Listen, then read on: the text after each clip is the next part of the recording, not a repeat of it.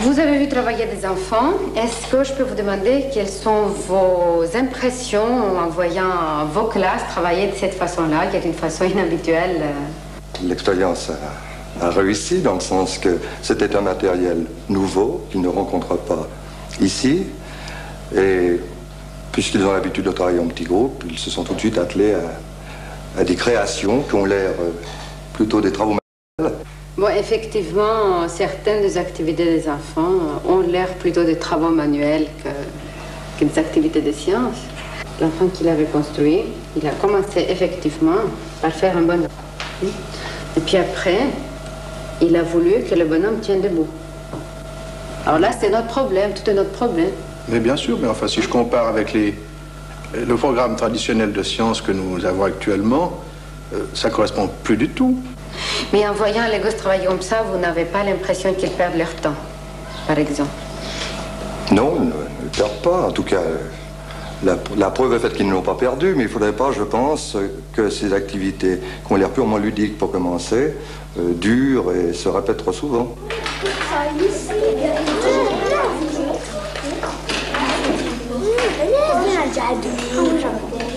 Dans le cadre de son effort de rénovation pédagogique, l'école primaire genevoise, qui accueille dans 1400 classes les enfants de 6 à 13 ans du canton de Genève, a fait appel pour mener une recherche sur l'enseignement des sciences expérimentales devant déboucher sur un nouveau programme d'enseignement à des psychologues de l'Université de Genève. Regarde, Marc, j'ai enfermé de l'eau, là, l'air. Et de l'air dedans. Mais pourquoi elle ne monte pas? Ah, dingue, ça fait un circuit. Circuit de bagnole. Là, c'est la Renault. Là, c'est la Porsche. Vous ne l'enlevez pas, j'ai compris. Maintenant, je vais vous poser une autre question. En mettant seulement celui-là, ce plan que vous avez enlevé, il faut le mettre à une bonne place pour que tout tombe. D'accord, alors je vais le mettre là. Alors, j'y vais? Moi, je... Allez, hop. Très bien.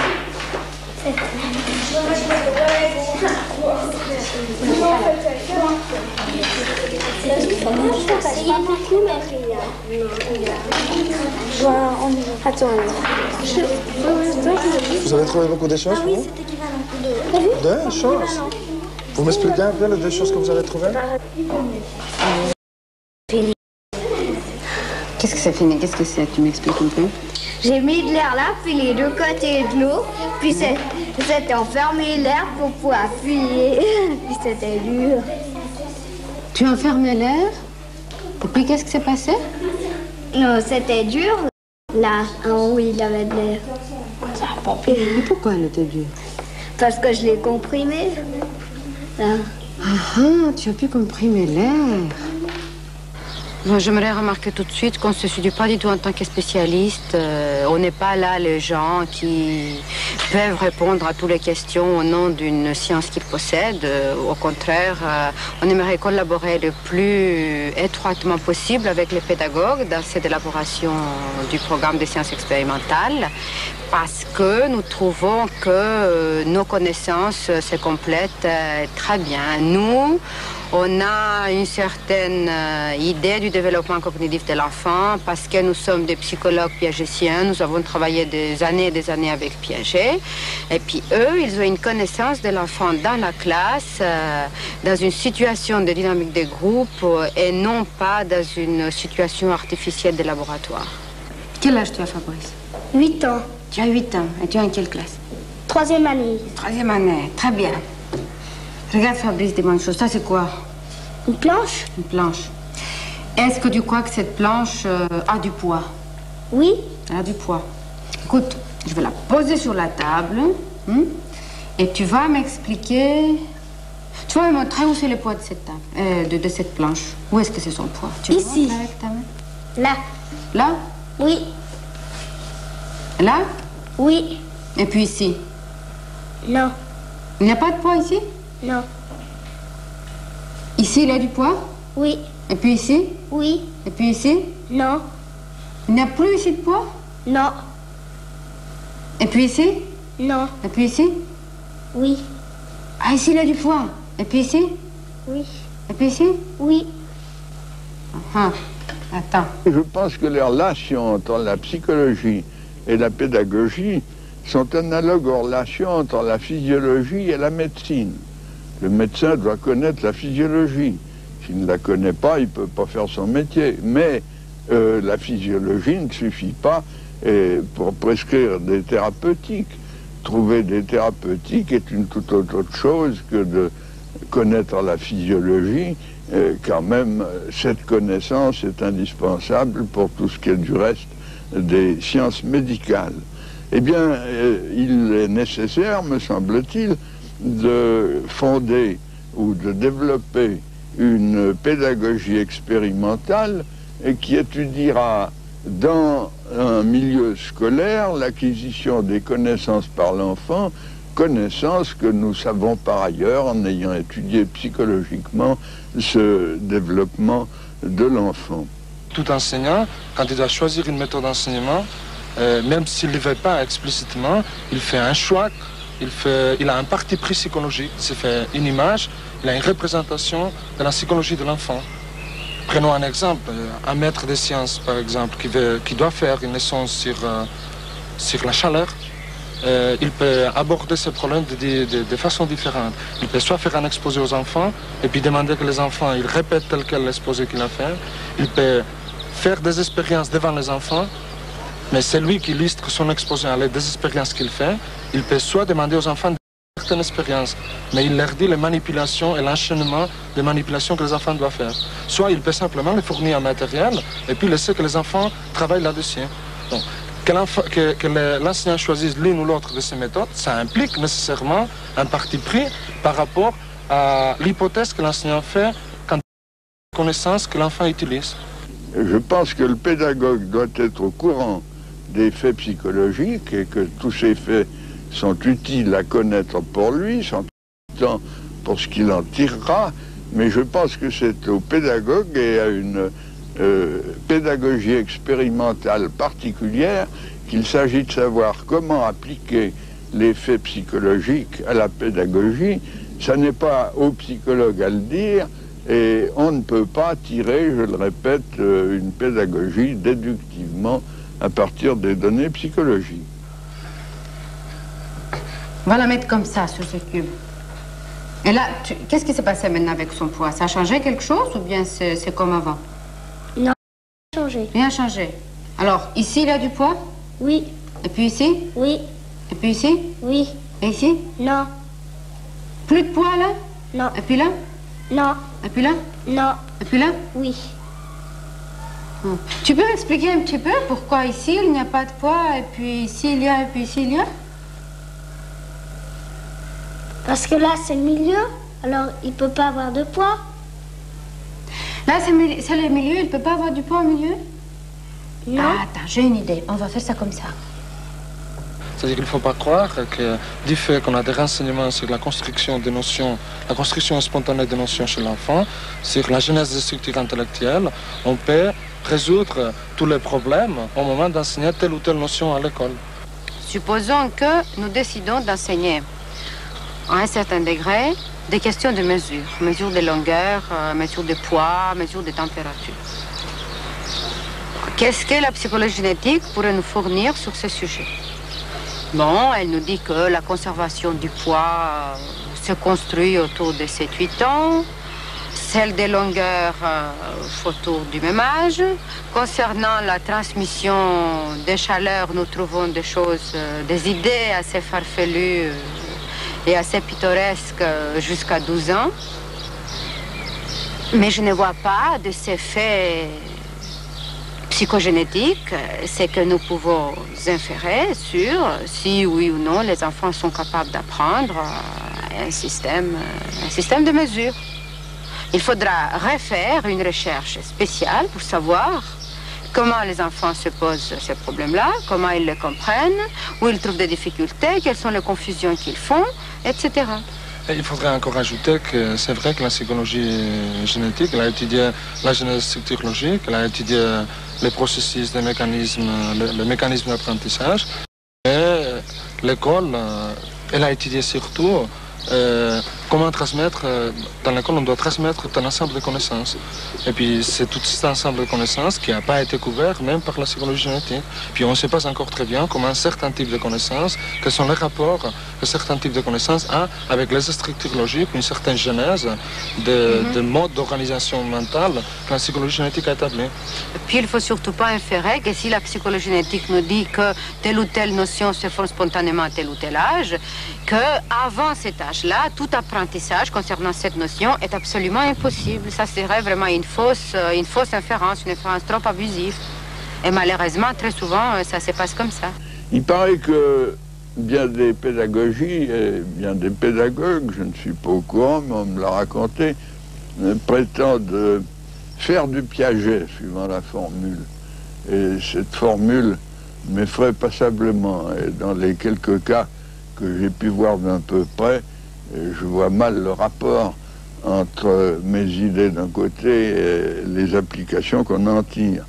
Pour vous donner un exemple qui est peut-être caricatural, parce qu'il est extrême, mais enfin qui existe tout de même, je sais que certains pédagogues dans un pays que je ne nommerai pas, ayant lu dans mes livres que tout vient de l'action et que les opérations mentales et toute l'intelligence naissent d'une intériorisation de l'action, parce qu'au début l'intelligence est essentiellement sensorimotrice et procède de l'action sur les objets, eh bien je sais que certains pédagogues ont eu l'idée lumineuse de ne pas offrir à l'enfant les objets eux-mêmes, mais pour lui faciliter la tâche, de lui offrir des films où on voit les actions qui se déroulent sur les objets sans que l'enfant ait rien à faire qu'à regarder ces films.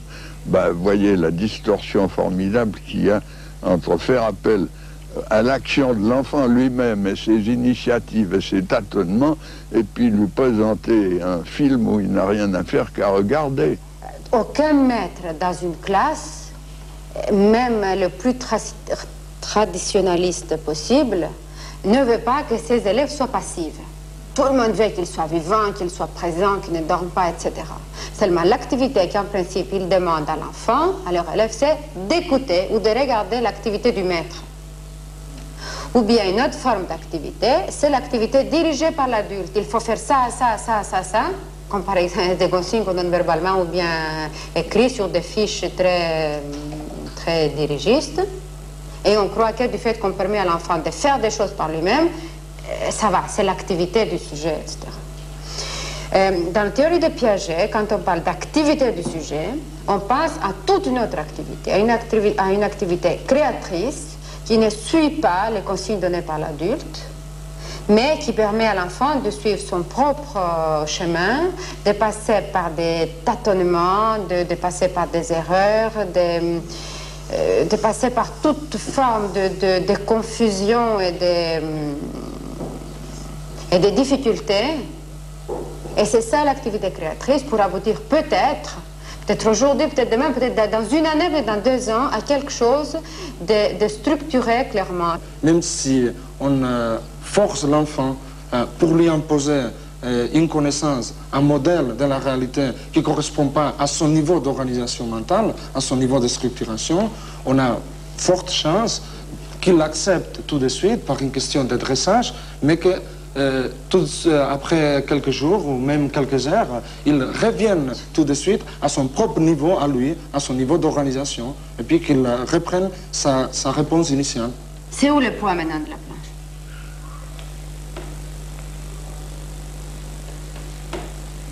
va recommencer comme tout à l'heure. Est-ce qu'ici, il y a du poids? Oui. Et puis ici? Oui. Et puis ici? Non. Et puis ici?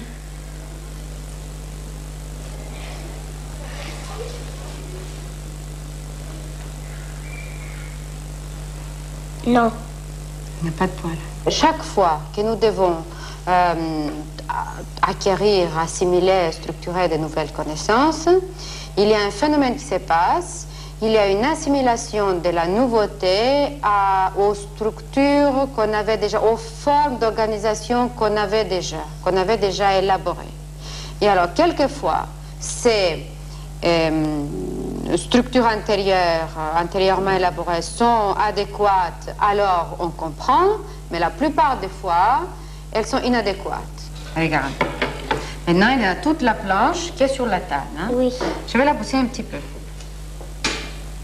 La pousser, la pousser, la pousser, la pousser encore un peu.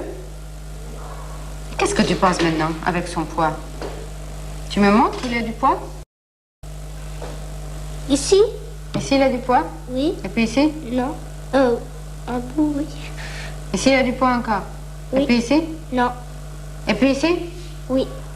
Ah, il y a du poids. Et dis-moi, ce poids qui est ici? Oui. Si la table pouvait sentir comme nous, on pouvait sentir. Tu vois, quand je prends ça dans ma main, ben, je sens que j'ai quelque chose dans ma main. Oui. Hein? Si la table pouvait aussi sentir comme ça, comme nous, qu'est-ce que tu crois? Elle sentirait le poids qui est ici ou bien? Non. Elle ne sentirait pas? Non. Pourquoi elle ne sentirait pas? L'enfant a une représentation très spécifique des phénomènes physiques. Et il nous semble absolument essentiel que les gens qui veulent enseigner les sciences aient conscience de ça, parce qu'on ne peut pas enseigner un modèle adulte, un modèle explicatif adulte à propos d'un certain phénomène, à un enfant qui a un autre modèle très cohérent, mais très différent du nôtre. Je vais suspendre cette planche comme ça. Oui.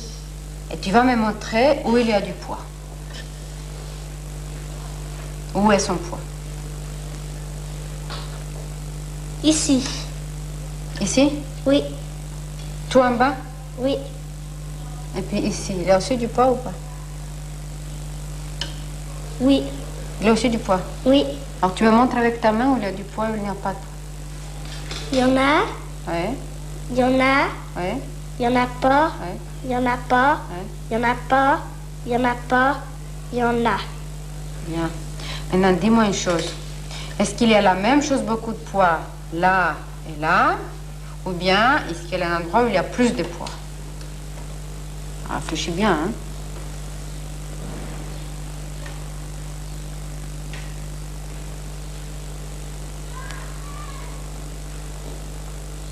En bas.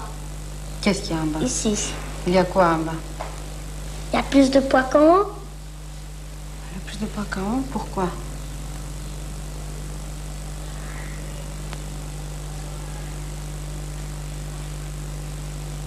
Parce qu'elle est droite.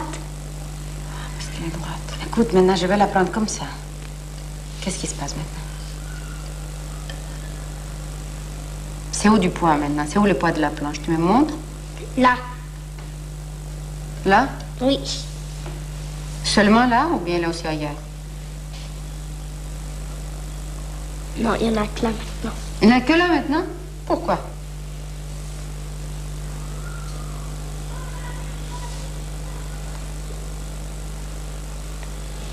Et puis comme ça? Il y en a plus ici. Il y a plus ici. Mais comment ça marche? Ça se déplace comme ça, le poids?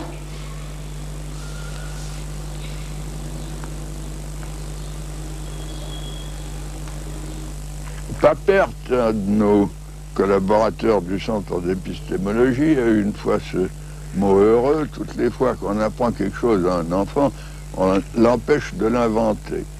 Et c'est exact. Et quand il a inventé quelque chose, bien entendu, ça reste beaucoup plus solide comme connaissance ultérieure que la simple acquisition à partir d'un adulte qui vous donne une nourriture toute cuite. Ça ne signifie pas, bien sûr, que l'éducateur adulte n'est plus drôle à jouer. Et pour ma part, je ne vois pas du tout l'école comme une salle où les enfants feraient tout ce qu'ils voudraient avec n'importe quoi sans qu'il y ait la moindre directive ou la moindre organisation. Je pense que l'éducateur est indispensable pour soulever certains problèmes.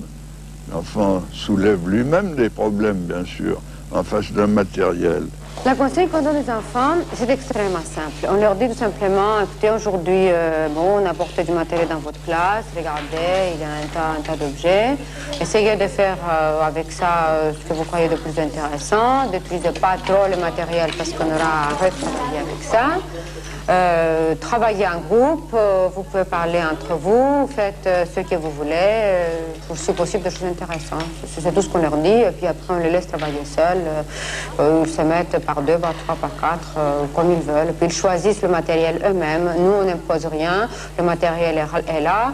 Et puis si au fur et à mesure que les activités avancent, les enfants nous demandent d'autres objets pour compléter le matériel, mais bon, on l'apporte, ou bien on demande aux gosses de les apporter eux-mêmes. Pour ce matériel, il y a au moins 3 principes qui nous ont guidés dans le choix des objets concrets. D'abord, c'est le fait que pour nous, au moins, on a essayé de structurer tout le matériel autour d'un thème poids. C'est pour ça qu'il y a des balances romaines, des pèse-lettres qui apparaissent. D'un autre côté, c'est vrai qu'on a essayé de donner des objets, de fournir aux enfants des objets très variés. Parce que pour nous, ça, c'est un principe de départ, pour que les enfants puissent développer le nombre le plus grand possible. Mais en plus, il y a encore un autre principe, c'est que c'est la polyvalence des objets mêmes. C'est-à-dire, pas seulement il y a un large éventail d'objets, mais chaque objet, il doit pouvoir se composer avec d'autres objets de façon très différente. Et tout ça, encore une fois, pour pouvoir voir quelles sont les activités que les enfants développent avec ces objets, comment ils les combinent, et pour ne pas prédéterminer à l'avance un certain genre d'activité. Là, ça doit faire 3 kilos, oui, ça doit faire 3 kilos. Qu'est-ce que vous êtes en train de faire là? Ben, on essaye de peser, essayer de scotch. Mais vous essayez de peser? Ben oui, voir combien ça pèse. Mais qu'est-ce que c'est ça que vous êtes en train de... Ben, on essaye de mettre un élastique. Si c'est lourd, ben, ça va comme ça, c'est-à-dire que c'est pas juste. Si c'est trop près, ça penche comme ça. Alors on essaye de chercher que ça soit droit. Mais alors la ronde de l'élastique, de quoi? Parce que si jamais si on met une ficelle, ça va pas parce que ça tient droit là-bas. Mais si un élastique, ça se tend, alors ça se baisse. Je pense qu'il y a un but à atteindre dans ce premier stade expérimental. Alors, est-ce qu'il faut serrer le matériel ou bien est-ce qu'il faut vraiment amener tout ce qui nous passe par la tête et tout ce que les enfants peuvent amener eux-mêmes en les laissant partir dans toutes les directions? Ou bien est-ce que pour gagner du temps, il faut amener un matériel qui va les faire déboucher automatiquement sur les 2 ou 3 expériences qu'on voudra amener devant toute la classe après, en un deuxième temps. Voilà, on recommence, voilà. Il y a 12. Ça va faire 8 quand même. Vas-y. 4. Alors, qu'est-ce que vous faites? Vous m'expliquez un peu? On a posé ça avec la poulie, puis comme ça a une différence de volume, justement. Avec la poulie, avec la balance. Comme il y a une différence de volume, on a essayé d'arranger que ce soit le même poids. Puis maintenant, on a mis au point une espèce de balance, on laisse descendre. Puis on mesure combien ça fait lever la plaquette ici.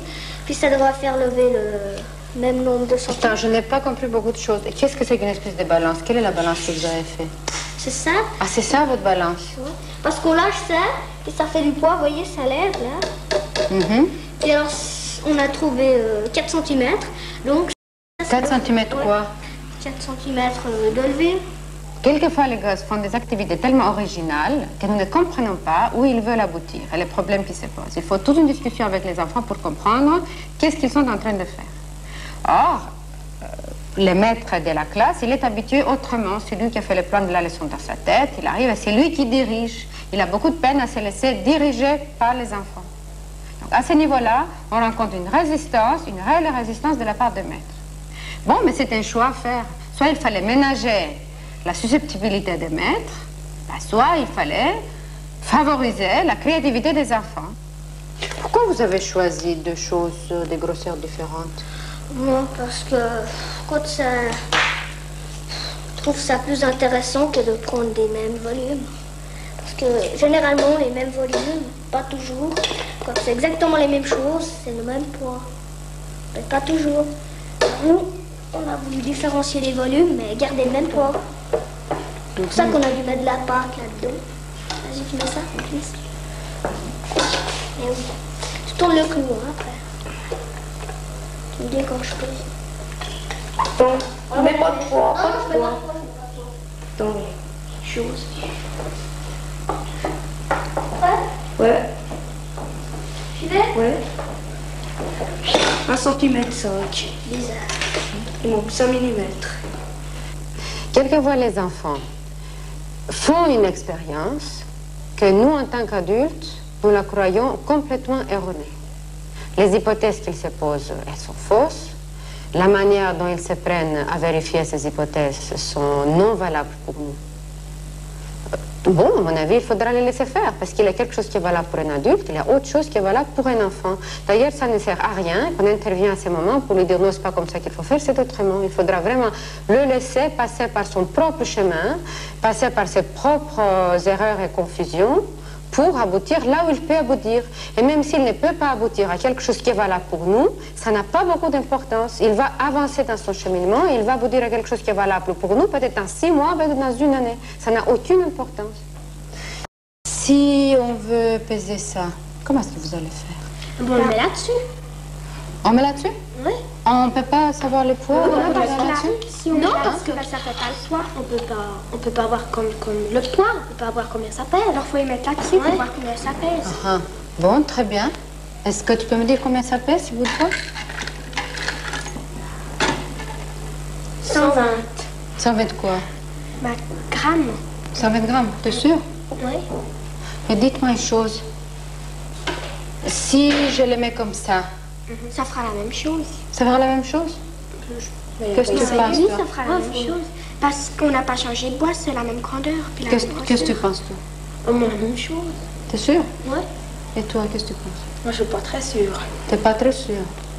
Il faut essayer. Oui, maintenant, j'aimerais bien qu'il m'explique d'abord. Qu'est-ce que tu crois, toi? Qu'est-ce que ça va faire si je le mets comme ça? Ça fera plus? Ça fera moins? Ça fera moins parce que c'est en hauteur. Ah. Non, mais Et puis, attends une minute. Et puis ça, si je le pèse comme ça ou bien si je le pèse comme ça, ça fera la même chose. Non, je crois pas. toi, tu crois pas? Non, pas ça, c'est Qu'est-ce dans que tu l'air. penses? alors. Ça, c'est dans l'air. Ah oui, là où il est en l'air, alors c'est seulement le bas peut-être qui pèse le... C'est seulement le bas qui pèse. Non, c'est tout le bois, mais comme c'est en hauteur, bah, ça pèse moins que si ce serait carrément dessus. Ah bon, mais ça, c'est intéressant. Mais tu peux m'expliquer un peu pourquoi tu crois que ça pèse différemment quand c'est en hauteur ou bien quand c'est comme ça? Bah, parce que quand c'est en hauteur, ce qui est en haut, c'est un peu dans l'air, alors ça soutient un peu, non? Qui est-ce qui soutient? Bah, l'air, Ça soutient quoi? la planche. Ah, d'accord. Mais quand est-ce que tu vois que ça pèse plus? Quand c'est comme ça ou bien quand c'est comme ça? Quand c'est Quand couché. c'est plat. Quand c'est plat, ça? Oui. Ouais. Mais là, ici, qui dépasse, c'est aussi dans l'air. On ne peut pas dire que là aussi, je sais pas moi.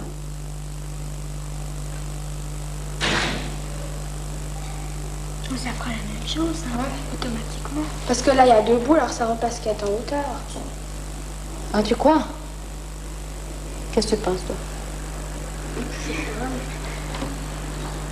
Le rôle du contre-exemple, aussi bien si l'enfant donne une réponse positive, c'est-à-dire une réponse valable qu'une réponse erronée, c'est pas de le renforcer dans cette réponse. Le rôle du contre-exemple, c'est de permettre à l'enfant d'aller plus loin. Alors, l'enfant, il peut toujours aller plus loin dans son structuration du savoir quand il donne une réponse valable, quand il donne une réponse erronée. Et dans tous les cas, le rôle du contre-exemple, il est le même, de permettre à l'enfant de progresser.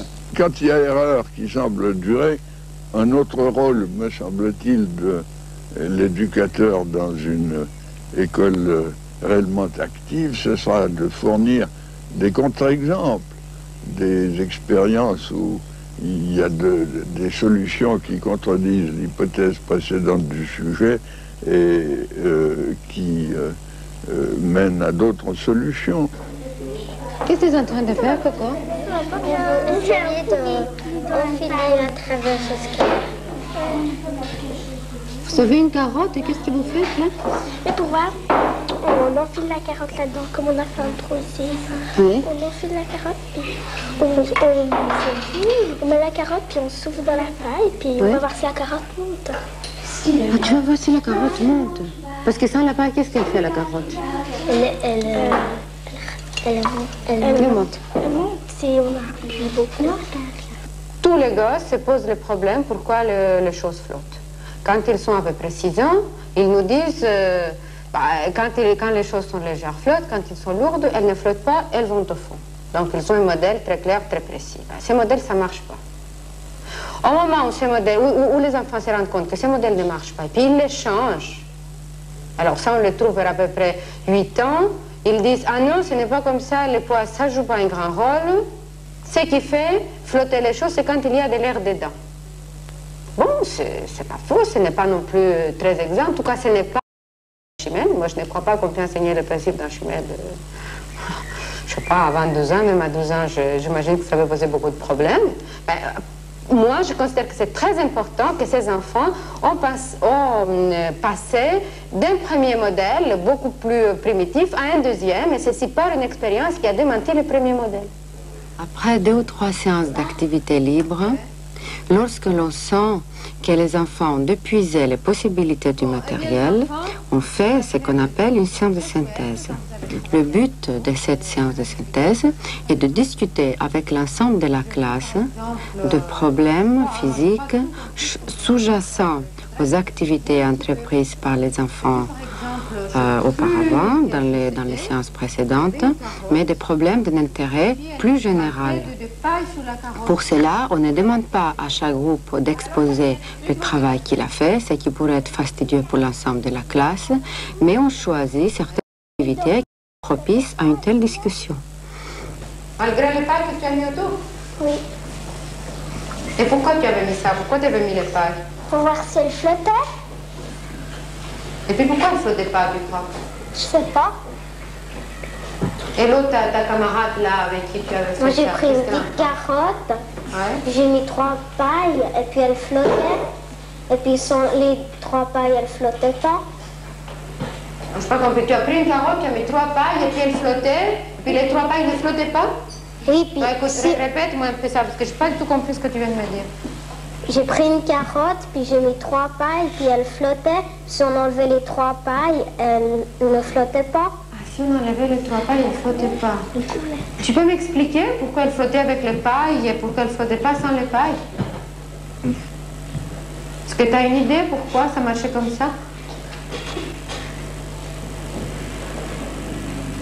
Et puis Fabienne, tu as une idée pourquoi ça marchait?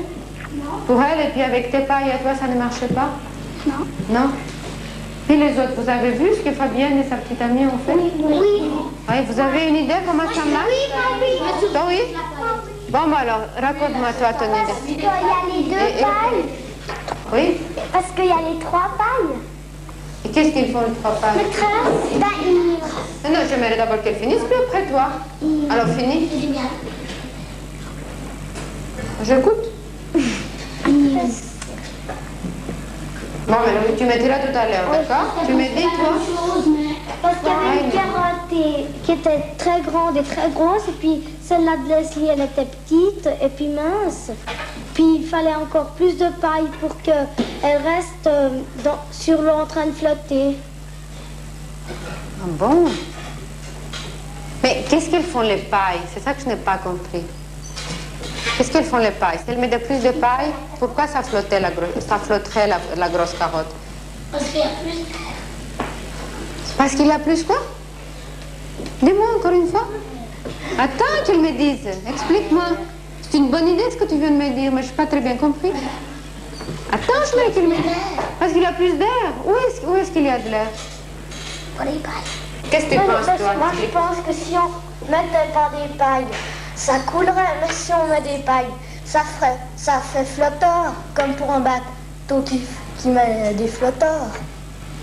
Ah bon, les pailles, ça fait comme des flotteurs. Oui, mais qu'est-ce qu'ils font, les flotteurs? Qu'est-ce que ça veut dire, ça fait flotteur?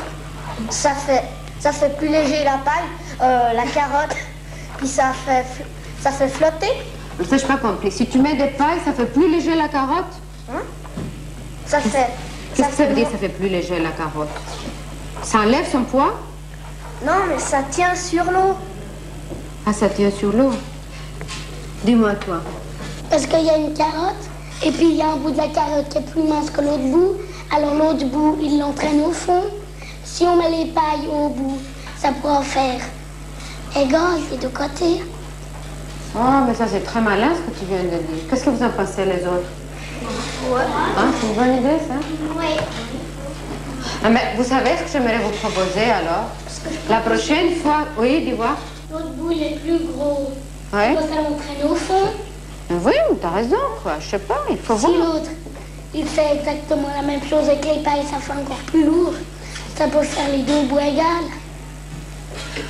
Ah, si tu mets les pailles sur le bout qui est mince, ça fait plus lourd, alors ça fait égal à l'autre bout, c'est ce que tu viens de dire? Ah bon? Et alors, qu'est-ce qui se passe? Ça pourrait peut-être flotter. Ah, ça pourrait peut-être flotter? Qu'est-ce que vous en pensez? Que sinon, l'autre bout, il l'entraîne au fond. Sinon, l'autre bout, ça l'entraîne au fond. Ouais. Mais quand le bout mince qui a les pailles devient aussi lourd que l'autre, ça va, ça peut flotter. Ouais. Ah, c'est ça. Qu'est-ce que t'en penses, toi? Ah, si on mettrait deux pailles à celui qui est plus gros, peut-être ça tiendra l'équilibre. Ah, mais je sais pas, où est-ce qu'il faut mettre les pailles? Là où c'est gros ou ça, où c'est mince? Mince. Mince. Et toi, qu'est-ce que tu dis? Je sais pas. Et toi, qu'est-ce que tu penses? Gros. Gros. Alors, attends. Qui croit qu'il faut mettre les pailles sur le... Bon, mais on va voir. Qui croit qu'il faut mettre les pailles sur le bout qui est gros? Bon, ça fait déjà 2, 4, 6, 7, ça va. Et qui croit qu'on doit mettre les pailles sur le bout qui est mince? Presque égal, hein? Qu'est-ce qu'il faut faire pour savoir alors qui a les os? Il faut essayer. La petite fille qui essayait de faire flotter la pomme de terre ou la carotte qui normalement vont au fond, elle a essayé de résoudre ce problème, mais elle serait incapable de nous raconter pourquoi, en général, les objets flottent ou les objets ne flottent pas. Et c'est ça que j'aimerais discuter avec l'ensemble de la classe. Alors, vous savez, un jour, j'ai vu des gosses qui faisaient la chose suivante. Ils ont pris une pomme de terre, ils l'ont mis dans l'eau, et la pomme de terre, qu'est-ce qu'elle faisait? Elle coulait. Bon. Ils ont ressorti la pomme de terre, ils ont pris un couteau, et puis l'ont coupé au milieu. Pourquoi vous croyez qu'ils l'ont coupé au milieu? pour voir si elle flottait. Voir si elle flottait. Oui, oui. Ah bien, ils ont mis les deux morceaux comme ça, coupés dans l'eau. Qu'est-ce que vous croyez que ça a fait? Mais je vais vous dire ce qu'il a fait la pomme de terre quand ils l'ont coupée en deux. Hein.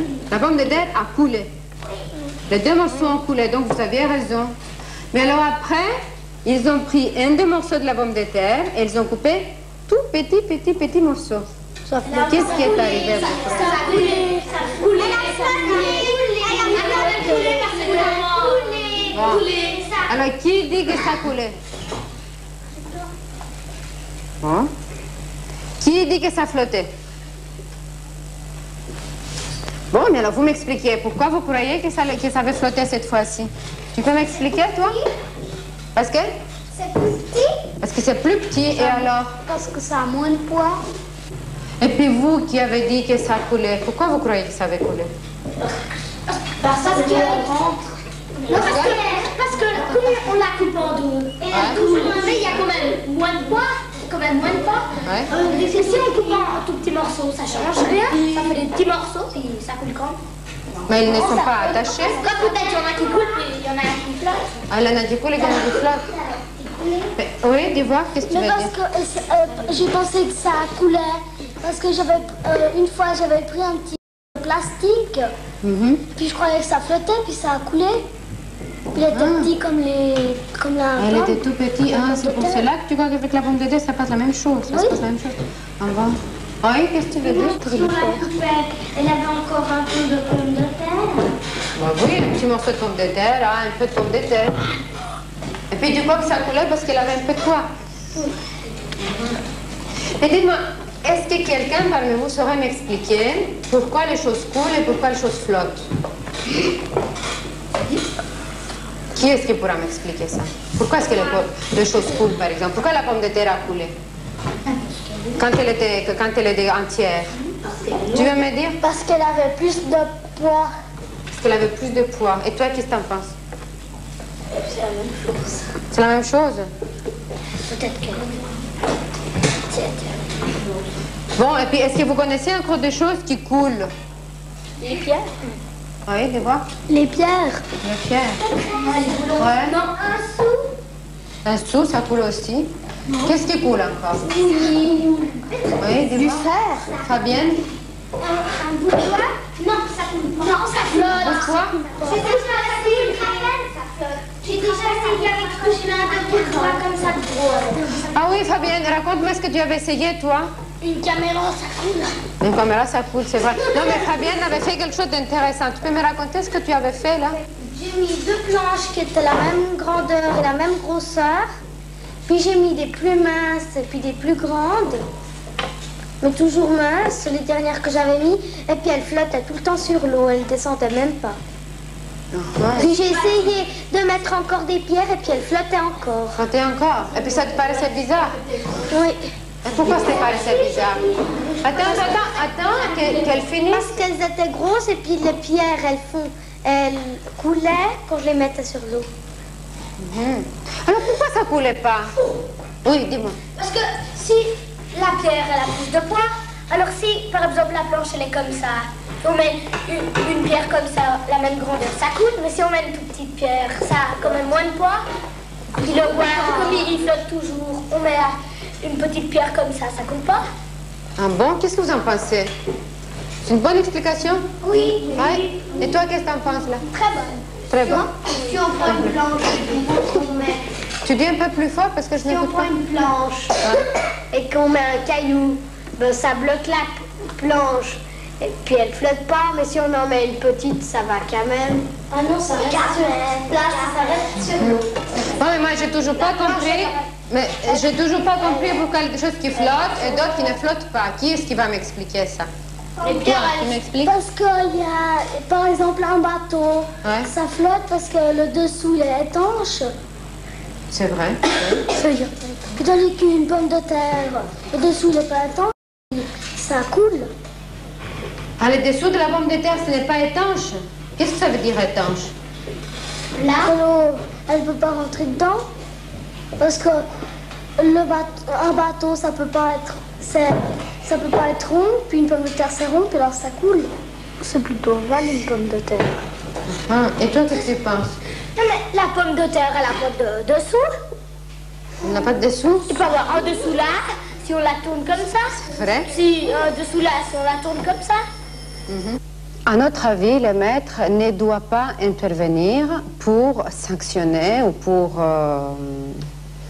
dire bravo aux réponses qui lui paraissent bonnes et sanctionner les réponses qui lui paraissent mauvaises. Il faut laisser vraiment les enfants discuter entre eux et en général, ils aboutissent toujours à une décision. Ben, on va essayer pour voir qui a raison. Ben, Mauro, c'est très bien ce que tu as fait, mais qu'est-ce que tu cherchais à faire avec ça? Une expérience. Tu cherchais à faire une expérience? Ouais. Qu'est-ce que c'est qu'une expérience pour toi? C'est de montrer certaines choses, de prouver que, par exemple, s'il y a un grand volume et un petit volume, que le grand volume peut être moins lourd que le petit volume. Ah, ça, c'est une dépend de expérience. la matière de poids. Et pour toi, qu'est-ce que c'est qu'une expérience? C'est un peu la même chose, mais c'est pour voir si... pour prouver. Dis-moi toi, qu'est-ce que tu as dit? On peut découvrir la vérité sur les choses, parce que des fois on parle des tas de choses, puis c'est faux ce qu'on dit. Ah bon? Vous avez entendu? Vous êtes d'accord? Ouais. Est-ce que quelqu'un d'autre a une autre idée? Qu'est-ce que ça pourrait être une expérience? À côté de l'éducateur et de l'enfant qui est en face d'un matériel, d'un dispositif qu'il peut manipuler, travailler individuellement, il y a également le travail par groupe qui me paraît essentiel, par des groupes qui se formeraient spontanément entre écoliers du même âge, de la même classe. Groupe tel qu'il puisse y avoir recherche en commun de solution d'un problème en face d'un même matériel, mais tel qu'il puisse y avoir aussi critique mutuelle, contradiction par l'un des membres du groupe de l'hypothèse d'un autre membre du groupe.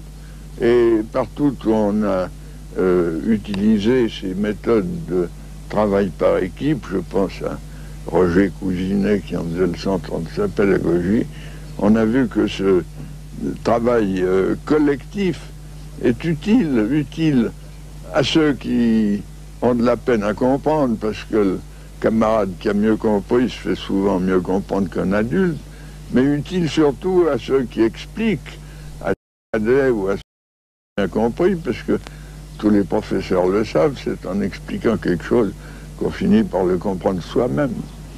Aujourd'hui, c'est moi qui va vous proposer quelques tâches à exécuter, des problèmes à faire. Fabien, tu pourrais me lire les premiers, s'il te plaît? D'accord. Expliquez comment marche la balance romaine. Marche-t-elle de la même façon que la balance à deux paniers? Tu pourrais me lire l'autre problème? Fabriquer un dynamomètre. Expliquez comment vous avez fait. Vous savez ce que c'est qu'un dynamomètre? Je suis sûr que beaucoup de gens, quand on dit que dans notre recherche, il y a trois phases, la phase d'activité spontanée, la phase de la séance de synthèse et finalement les activités proposées, vont se dire, voilà, c'est de nouveau la directivité qu'on a voulu éviter au début, qu'on réintroduit à la fin. Alors, pour répondre à cette objection, il faut bien tenir compte du fait que les activités qu'on propose dans ces séances, dans ces dernières séances, elles ne viennent pas du vide. Ce n'est pas nous qui proposons ces activités. Ce sont les activités qui ont été développées spontanément au niveau des activités, des séances d'activités spontanées, qui ont été reprises au niveau des séances de synthèse, et que nous, on propose maintenant à un autre niveau, à toute la classe, au niveau des séances d'activités proposées. Et toujours dans le but que tous les enfants progressent dans ces problèmes qui nous ont semblé particulièrement intéressants, mais qui ont été soulevés par les enfants eux-mêmes. Vous m'expliquez comment vous avez fait? On a mis un ressort là, ici on a pris un clou, on a dû l'accrocher au ressort, puis le faire sortir, on a dû mettre de la pâte pour que ça tienne. Pour que ça tienne. Non, mais on ne le voit pas parce qu'il est tout sous la pâte. Ensuite, on a pris de longs ressorts, là on a continué ici, on a fait une espèce de nœud, on a accroché ce crochet. Ici, on a fixé l'aiguille. Puis là, on a mis les graduations. Et puis, comment est-ce que vous avez mis la graduation? Bon, on a pris décimètres. On a mis 2 zéros comme ça. Puis ça fait jusqu'ici. Alors, comme ça, quand vous suspendez quelque chose là, qu'est-ce que vous trouvez? Ben, ça dépend du poids qu'il y a. Maintenant, on a trouvé 3 cm,7 avec ça. Alors, est-ce que le poids de ça, c'est combien de proportion? Justement, on est en train de le faire là. Puis, si j'avais le... Ça doit être à peu près 2,4 kg. Attends, prends-y. Moi, j'ai... Ah bon, bon. Non, mais si vous... Avec le dynamomètre, est-ce que vous pouvez me dire le poids de ça? Ce dynamomètre que vous avez construit? Ah, mais... Il faudrait, mais alors à ce moment, il faudrait la corde là qu'on avait installée l'autre jour. Alors, tu m'expliques un peu ça? Bon, on avait installé... Je vous explique ce que j'avais mis là? Non, ça, je me souviens, j'ai vu. Mais pourquoi il faudrait ça? Parce que on regarderait combien ça lève de centimètres, parce qu'on y aurait déjà pesé à l'avance. On regarderait combien ça lève de centimètres, puis on réessayerait là, puis si ça fait descendre le même nombre de centimètres, donc ça devrait jouer. T'as trouvé que ça qui tient pas? Non, position qui ne tient pas. Oui, ça tient. Ben non, mais ça fait nous. Non, tu sais quoi? Si tu m'as Fabienne, position qui tient pas. Plus on avance dans notre recherche, plus on réfléchit sur les activités des enfants, plus on observe les enfants travailler, plus nous avons la certitude que cette méthode pourrait devenir une méthode didactique. Je pense qu'il y a une question qui me frappe immédiatement, c'est quel est le rôle du maître? À quoi sert-il? Dans ce premier temps, en tout cas. Dans le premier temps des activités spontanées, voilà, des activités oui. libres, c'est ça. Le deuxième problème, c'est par rapport à la formation que j'ai eue. Est-ce que je vais arriver, en me lançant dans des activités de ce genre, à justement observer quels sont les points principaux à tirer de la phase ludique et spontanée de l'enfant pour ensuite aller plus loin. L'essentiel dans ce qu'on pourrait appeler la formation de maître, à mon avis, c'est la chose suivante. Ce n'est pas tellement des connaissances qu'il faudrait leur donner, mais c'est une certaine attitude. Effectivement, c'est essentiel que le maître change d'attitude vis-à-vis d'un travail tel que nous l'avons présenté dans la recherche. Il ne doit pas avoir la même attitude dans sa classe. Le problème, c'est qu'il ne faut pas se substituer à l'enfant. Il faut que l'enfant développe ses propres activités, même si elles sont ludiques au début. Il faut intervenir, mais cette intervention ne doit jamais prendre la forme d'une substitution à la place de l'enfant pour sa propre structuration. Je crois que cette attitude-là découle d'une connaissance psychologique qu'on peut avoir à propos de la structuration des connaissances. Si on sait que la structuration des connaissances, ce n'est pas quelque chose qu'on attrape de l'extérieur, mais que c'est nous-mêmes qui devons les structurer. Et aucun adulte, aucun maître, aucun pédagogue ne peut les structurer à notre place. C'est l'élève qui doit les structurer. Et que, pour finir, la plupart de nos connaissances, même à nous, ça se trouve à un niveau assez flou, à un niveau très peu clair, et il y en a très peu de choses qui sortent de manière claire, ben, il faut les enfants d'attonner parce qu'il y a toute une richesse dans cette quantité de notions floues, de notions vagues qui est en dessous, et puis à un certain moment, il y en a quelque chose de clair qui va émerger. Mais nos notions claires, elles sont une infime partie de toutes les connaissances vagues que nous avons. Le problème, c'est évidemment quel est le but de l'éducation. Est-ce que c'est de faire des individus conformistes qui apprennent tout ce que les générations précédentes savaient et qui répètent ce qui est déjà acquis, ou bien le but de l'éducation est-il de former des personnalités qui aient de l'initiative, qui soient novatrices, qui, sur un terrain quelconque, vaste ou très limité de leur profession, inventent quelque chose au lieu de simplement répéter. Est-ce que le but de l'éducation, c'est donc apprendre ou apprendre à inventer, apprendre des connaissances toutes faites ou apprendre à inventer? Eh bien, si je crois ce que nous avons vu en psychologie de l'enfant, apprendre pour qu'il y ait compréhension de ce qui est appris et non pas simplement répétition verbale au moment des examens, pour qu'il y ait réellement compréhension, apprendre, c'est toujours réinventer.